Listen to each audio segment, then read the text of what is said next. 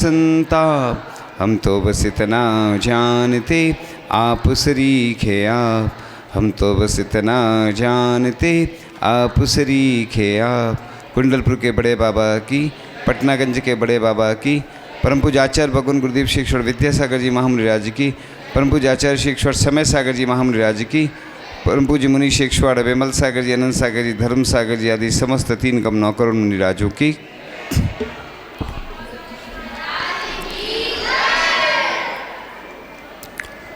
चर्चा चल रही थी कल कि गर्भवती महिला 5 माह तक ही आहार दे सकती हैं। 5 माह का मतलब उसी तक मूलाचार में ऐसा उल्लेख आता है। और पूजन आदि तो कर सकती हैं, आहार देने का निषेध, पूजन विधान आदि का निषेध आता है, विधान में नहीं बैठते हैं। बाकी पूजन स्वाध्याय आदि करने में कोई बाधा नहीं है। इसी प्रकार से पति का मरण होने पर महिलाएं 30-40 दिन तक पूजन नहीं करती हैं, ठीक नहीं है।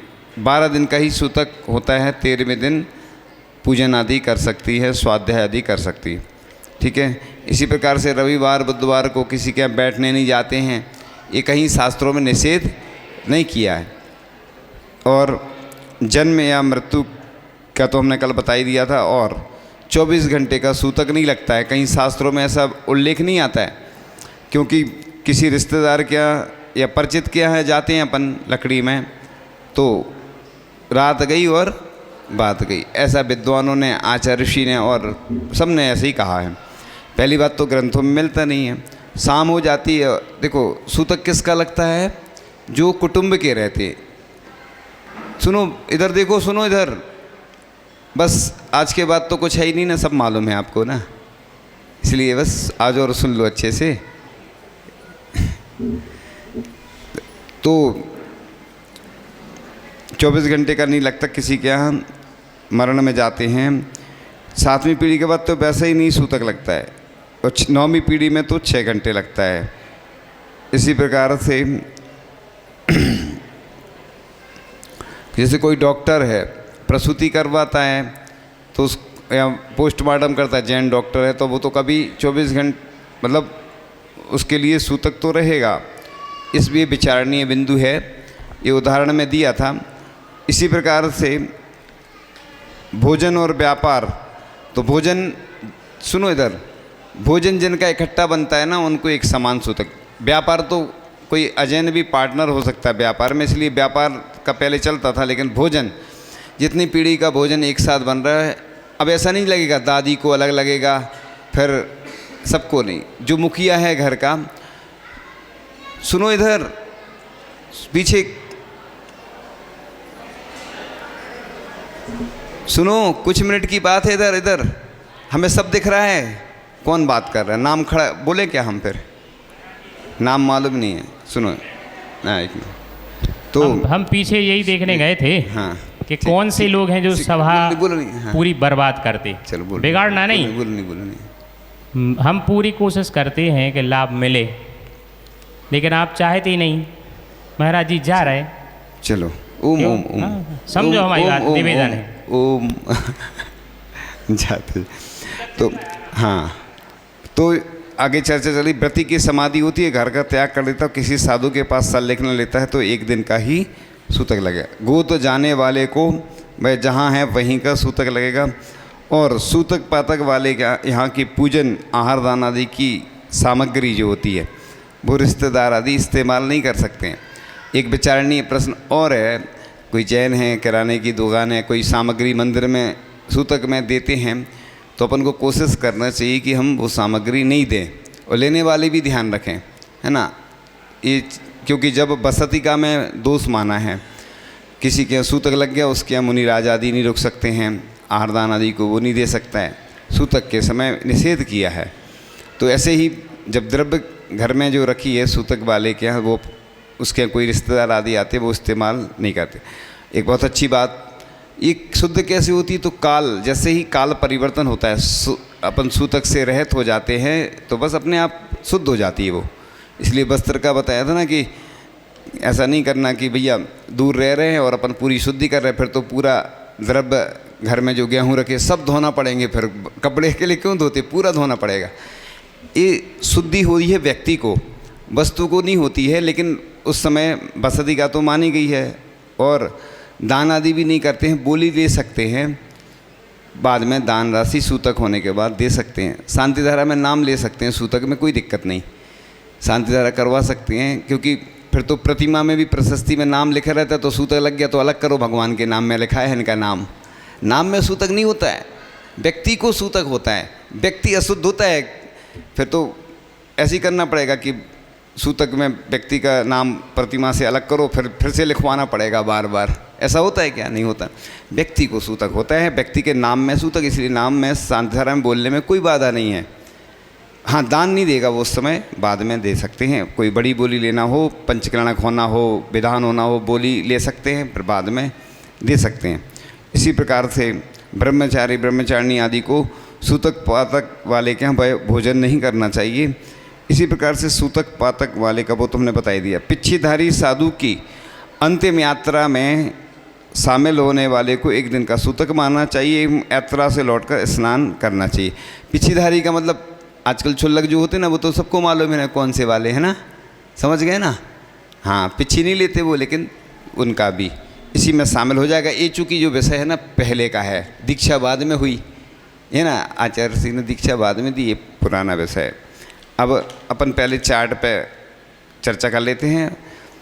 तो 3 पीढ़ी तक जन्म और मरण का कितना होता है? 10 दिन और 12 दिन। जन्म का कितना सबको मालूम है, वो 4 पीढ़ी में 10 दिन भी है, 6 दिन भी है, और जन्म का 5 दिन 6 दिन ऐसा चलता है। अब जिसको जो मानना हो, ये वर्ल्ड का फर्स्ट नंबर का चार्ट है, इससे बढ़कर कोई चार्ट नहीं है दुनिया में, क्योंकि ये स्वयं तैयार किया गया है और स्टैंडर्ड है इसमें, यानी सब जगह से लेकर के इसको बनाया गया है। जितने भी दुनिया में सूतक के बारे में जहाँ जहाँ जो मत मिलते हैं वो सब दिए गए। अब किसी को महंगी सब्जी खरीदना है, मॉल में जाते हैं ना लोग, महंगी चीज़ खरीदते हैं, कोई सामान्य से खरीद लेता छोटी दुकान से। इसी प्रकार से जिसको कम मानना हो तो भी सुविधा है, जिसको ज़्यादा मानना हो तो भी सुविधा है। कई लोगों को अगर बहुत अच्छा शौक़ है पालने का सूतक, तो अच्छे से पालते रहो खूब अच्छे से, है ना, फ्री रहोगे बढ़िया, ना मंदिर जाना पड़ेगा ना आहार देना पड़ेगा। जो आलसी व्यक्ति होते हैं ना, वो ऐसे ही सोचते हैं कि अच्छा है छुट्टी मिल रही बढ़िया है। और जो व्रती होते हैं उनको तकलीफ़ होती है कि बताओ हमारे यहाँ सूतक लग गया, हम आहार नहीं दे पा रहे हैं, उनको तकलीफ़ होती है, पूजन नहीं मिलता है, अभिषेक नहीं मिलता है, और भी धार्मिक क्रिया नहीं मिलती, तो ऐसे लोगों को तकलीफ़ होती है। और कुछ लोग जो ऐसे रहते हैं ना, जिनको अंदर श्रद्धा नहीं है, जिनके पूजन करने का मन नहीं है, आहार देने का मन नहीं है, तो वो सोचते हैं अच्छा रहा। ऐसे ही होता कि नहीं होता है। इस प्रकार से 6वीं 5वीं पीढ़ी में फिर 6 दिन और 5 दिन भी है। ये क्या है, कहीं जन्म का अलग दिखा, मरण का अलग दिखा, वही रेशियो आ जाएगा ना। जैसे जन्म का 10 दिन है तो 5 दिन, या मरण का 12 दिन है तो 6 दिन, ऐसे ही 5 दिन 4 दिन अलग अलग। 6वीं पीढ़ी में 4 दिन और जन्म का 3 दिन, मरण का 4 दिन। 7वीं पीढ़ी में 3 दिन और 1 दिन भी वैसा माना है, जन्म का 2 दिन 3 दिन। ये क्या है, भिन्न भिन्न मत हैं अलग अलग। ये इसलिए बता रहा हूँ कि जिनवाणी नहीं देखना बिल्कुल। अब जिनवाणी में देख के चलोगे ना तो गड़बड़ होता है। इसमें क्या है, कई अलग अलग दिए हैं, कोई सी जिनवाणी में कुछ दिया, किस में कुछ दिया। More study more confusion, no study no confusion. जितना तुम ज़्यादा वास्तु के बारे में जानोगे जो तो उतना कन्फ्यूजन होता है, और जो कम पढ़े लिखे रहते हैं श्रद्धा आस्था रहती है। इसलिए ये सब मतांतर हैं विभिन्न तरह के। अब किसी को अपन ये नहीं कह सकते ये गलत है ये सही है। हमसे बहुत सारे विद्वानों ने कहा ये ठीक है, दूसरे ने कहा ये ठीक है, हमने कहा दोनों ठीक हैं। एक व्यक्ति इधर खड़ा, एक इधर खड़ा, ये सोच रहा तुम इधर आ जाओ, ये कह रहा तुम इधर जाओ, थोड़ा थोड़ा खिसक के दोनों आ जाएंगे तो मिल जाएंगे। वो लड़ाई यही होती ना कि कभी भी सामंजस्य तालमेल नहीं बैठ पाता है। इसलिए आगे चर्चा करते हैं। 8वीं पीढ़ी में 1 दिन रात, बस देखो फुर्सत मिल गई। अब 1 दिन रात 24 घंटे का, तो वैसे ही अपन किसी के यहाँ जाते तो 24 घंटे का नहीं, जो लगता है ना, जैसे शाम तक हुआ किसी के मरण में गए, किसी बैठने गए तो सुबह पूजन कर लेते, ऐसे ही 1 दिन रात लिखा है। और 9वीं पीढ़ी में 6 घंटा, स्नान तक भी लिखा है। 10वीं पीढ़ी में स्नान तक, बस तो स्नान तो वैसे ही करते अपन, इसलिए हम 7वीं पीढ़ी तक ज़्यादा मानते, क्योंकि 7वीं पीढ़ी तक का खेल है वो चार्ट बनाना अपना अपना। तो चार्ट बना लोगे तो बहुत अच्छा रहेगा। जो भी चाहते ना कि सूतक से मुक्ति मिले, सबसे पहले अपने कुटुंब में बोल देना कि भैया अब हमें ज्ञान हो गया है, पहले नहीं था ज्ञान, और हम 7 पीढ़ी से ज़्यादा नहीं मानोगे। चाहे सूचना मिल जाए तो हमें, चाहे नहीं मिले, उसको घबराना नहीं, डरना नहीं कि बुराई हो जाएगी। बुराई हो जाए तो हो जाए, है ना, डरना नहीं कि लोग सोचते हमारी बुराई हो जाएगी। वैसे ही तुम जाते आते तो हो ही नहीं, तो बुराई तो वैसे ही है। देखो रिश्तेदारी में क्या होता है कि पुरानी रिश्तेदारी धीरे धीरे कम होती जाती हैं और नई नई रिश्तेदारी बढ़ती जाती है, छूटती जाती पुरानी, है ना। हम लोग भी पूरे भारत में आचार्य के साथ गए, अलग से गए, पुराने लोग आते ही नहीं हैं। अभी बहुत सारे मिले वहाँ पे, समझ गए कहाँ मिले, है ना, बहुत सारे लोग आए, तो सब हमें पहचाना नहीं, हमें जाना नहीं, वैसे कोई आता नहीं। अगर राजस्थान में पहुँच जाते हैं तो उधर कोई नहीं आता है ना। अभी बुंदेलखंड में है मध्य प्रदेश का सेंटर, तो सब लोग आते जाते। ऐसे ही अपने पुराने जो पीढ़ी वाले हैं ना, उनसे कह दो कि बस 7 पीढ़ी तक हमारा चार्ट बन चुका है। अब हम जो अपने हमारे संतान होगी ना, बच्चे होंगे, अब उनको भी तो ध्यान रखना हमें। हम पुराने लोगों को कब तक ढोते रहेंगे, है ना। परिग्रह भी कम करना चाहिए अपन को। ऐसे ही कह देना कि अब इतना ही लगता है, इससे ज़्यादा लगता नहीं, तो ख़त्म कहानी बस, है ना। अब अन्य पुत्री एवं रिश्तेदार निज घर में अगर जन्म होता, 3 दिन घर से बाहर हो तो नहीं लगेगा। गृह निवास से बाहर जन्म मरण हो तो सूतक नहीं लगता। अन्य व्यक्ति दासी दास पालतू जानवर निज घर में हो तो 1 दिन जन्म मरण का, और घर से बाहर हो तो कोई कुछ नहीं। गृह त्यागी सन्यासी संग्राम में हो तो 1 दिन घर का त्याग कर समाधि पूर्वक, जो हमने बता दिया वो। अब गोत्री अन्य स्थान पर हो विदेश में तो खबर आने के पीछे शेष दिनों में लिखा है। अब बाकी तो वो चार्ट है ना, वो आप लोग देख लेना। इससे ज़्यादा हम अभी अपने पास जो मेन चीज़ रह गई वो बता देते हैं, ठीक है।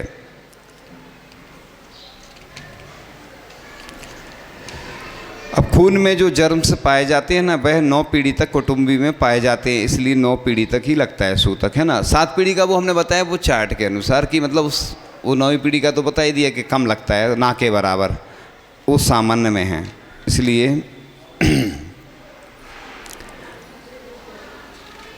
अब दशहरा आदि का तो पता दिया था, पुतले आदि जलाते तो ठीक नहीं है। इसी प्रकार मृत शरीर को धर्म मान कर तीर परिक्रमा देते हैं, ये तो कहीं लिखा ही नहीं है।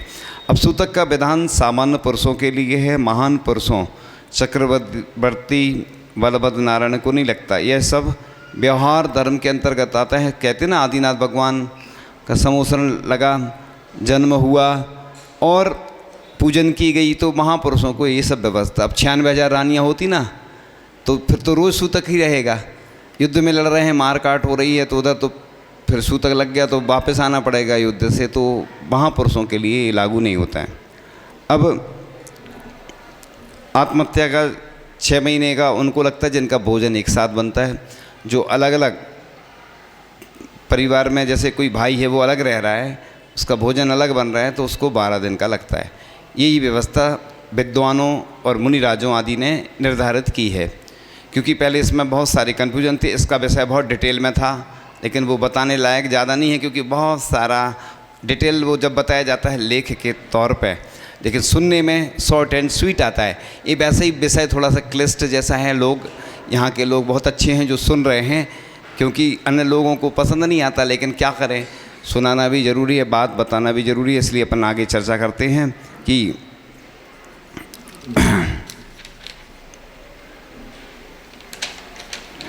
अब आगे चर्चा चल रही थी कि जो गृह त्यागी प्रतिमाधारी को सूतक नहीं लगता, तो व्रत प्रतिमा से लेकर किसी भी प्रतिमा गृह त्यागी होने पर, जैसे कोई ब्रह्मचारी ब्रह्मचारिणी घर का त्याग कर देते हैं तो उनको फिर नहीं लगता। लेकिन आचार्य कहते थे कि अगर वो अपना खर्च आदि ले रहे हैं और घर में रह रहे हैं तो फिर उनको लगता है।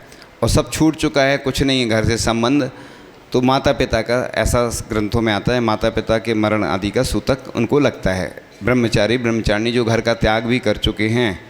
तो आगे इस प्रकार से इसके अध्ययन के पश्चात निष्कर्ष निकला। एक पीढ़ी वाला जो है ना, वो विषय अभी शेष है थोड़ा, तो इसमें चार्ट बनाते हैं अपन। जैसे 2 चार्ट बनाए, जो मूल दादाजी हैं उनके 2 पुत्र हुए, एक इस साइड एक इस साइड, मतलब ऐसे चलती हैं पीढ़ियाँ। फिर तो जन्म जिसका बच्चे का हो उससे ऊपर जाते हैं जन्म का गिनने में। मरण का जब होता है तो ऊपर से नीचे आना, सीढ़ी का उदाहरण है। आपको पुस्तक मिल जाएगी, उसमें पूरा डिटेल मिलेगा। अभी पुस्तक कुछ थी, आपको प्राप्त हो जाएगी। उसमें बहुत अपने अपने नियम भरना है, परिग्रह का प्रमाण भी बनाना और उसमें पढ़ भी लेना, और हमेशा आपके लिए वो विषय पढ़ने में आएगा।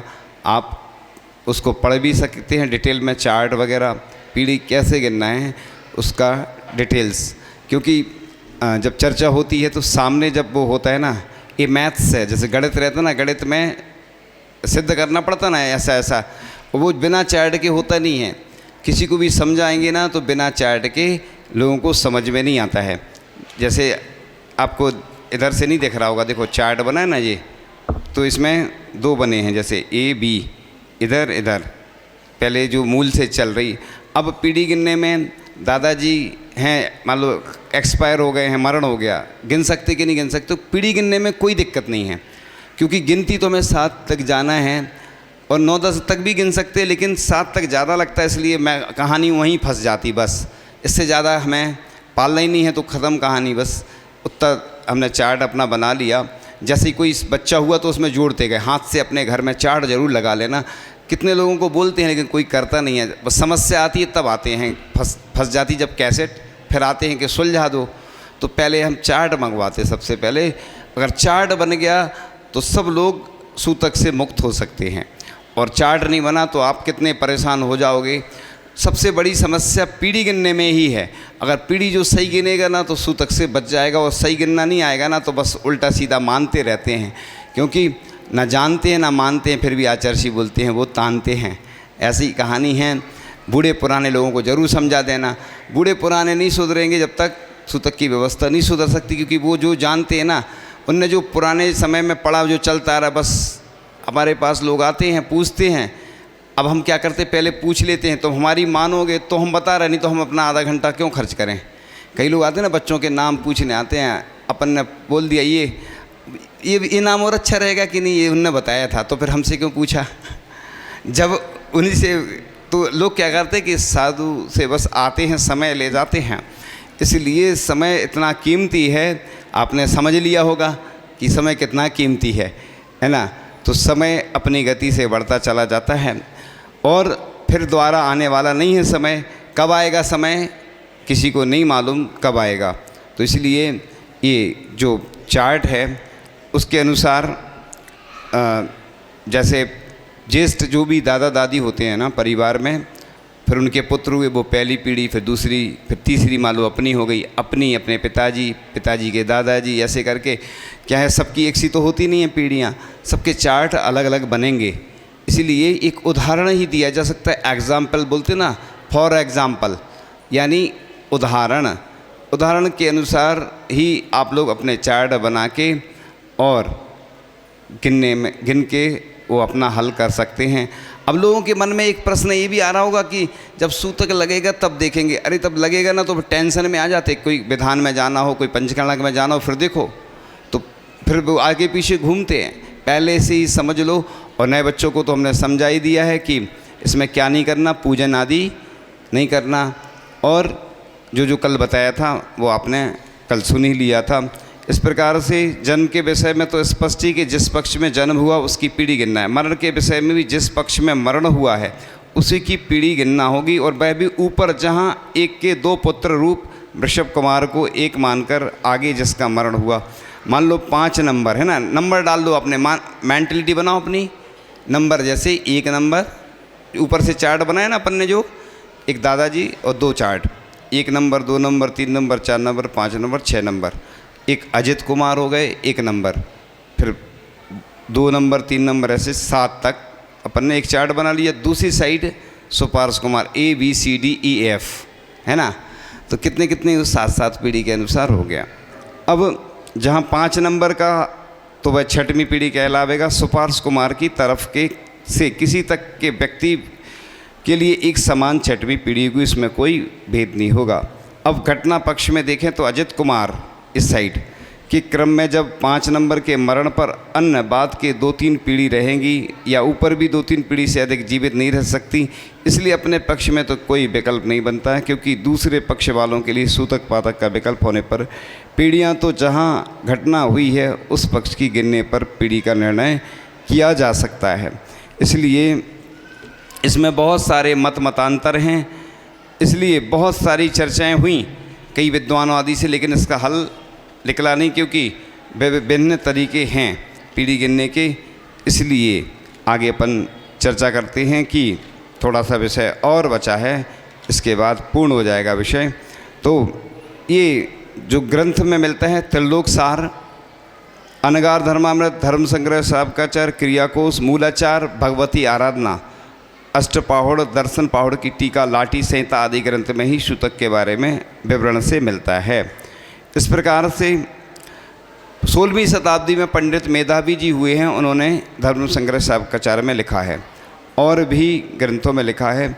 इसलिए सभी जनवाणी वन पुस्तकों में भी जो विषय लिखा है वो ऐसे ग्रंथों से जो प्रामाणिक नहीं समझ में आते हैं। इसलिए अब एक और बहुत अच्छा विषय आचार्य श्री के मुख से बताया था आचार्य श्री ने कि रत्नकंड शाब्काचार के अनुसार यदि श्रावक सामयिक में जैसे मुनि के समान होता है, जैसे श्रावक के ऊपर वस्त्र डाल दिया, ऐसे मुनि के समान ऐसे अपन भी कुछ समय के लिए जैसे परिग्रह आदि का त्याग कर देते हैं। और इसी प्रकार से तीर्थ यात्रा पे कल बताया था ना वही विषय, तो फिर अपन को सूतक आदि नहीं लगेगा। और आगे का विषय तो बहुत सारा है, लेकिन बस यह सूतक पातक नहीं मानना भी मिथ्यात है और ज़्यादा मानना भी दोष है।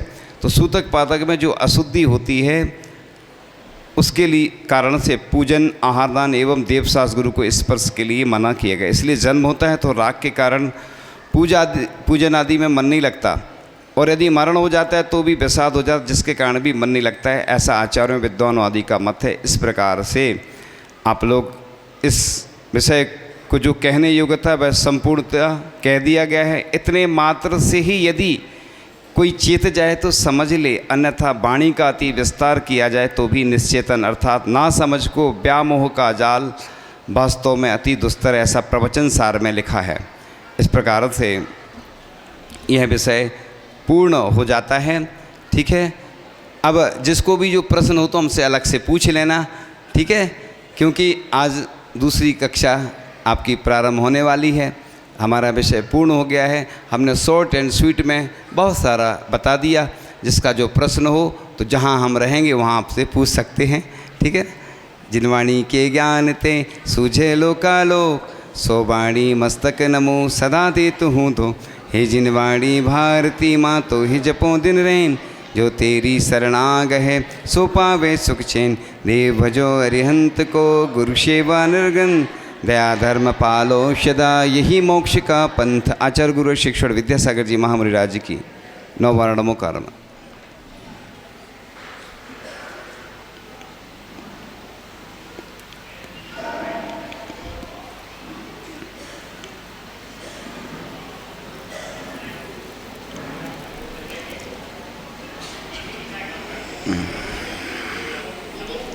हाँ, सुबह